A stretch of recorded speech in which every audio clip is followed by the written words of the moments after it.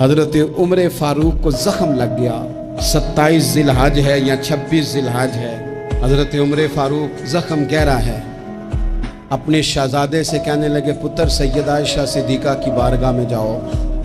اماں جی سے کہنا میں نے زندگی ساری حضور کے نام کے ساتھ گزار دی ہے، وہ جگہ جہاں آج گنبد خضرا ہے وہاں ایک حضور کا مزار ہے، ایک حضرت صدیق اکبر کا، تیسری جگہ سیدہ عائشہ نے اپنے لیے رکھی ہوئی تھی کیونکہ وہ ان کا حجرہ تھا نا، حضور نے انہیں دیا تھا، ان کی خواہش تھی ایک طرف میرے سرتاج ہیں ایک طرف میرے والد ہیں، میں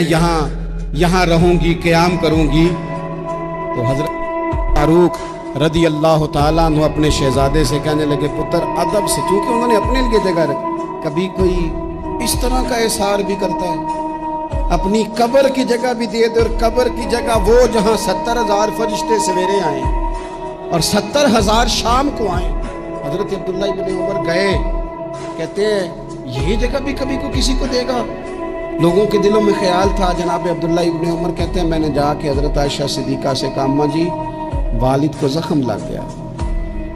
وقت آخری لگتا ہے۔ سیدہ رو پڑی، کہنے لگے میرے ابا جی کی خواہش ہے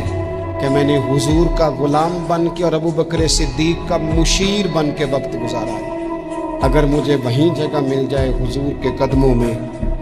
تو این سعادت بزور بازو نیست، اتنی بڑی سعادت کیسے اور ملے گی؟ حضرت عائشہ رو پڑی، کہنے لگی یہ بخاری میں موجود ہے۔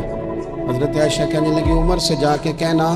میں نے جگہ اپنے لیے رکھی ہوئی تھی پر جا میں نے تیرے لیے احسار کیا، مجھے جنت البقیع میں دفن کر دیا جائے، میں نے جگہ عمر کو دی۔ ہمارے بزرگوں نے تو اتنی بڑی قربانیاں دے کے ہمیں سبق دیا ہے، کچھ نہ کچھ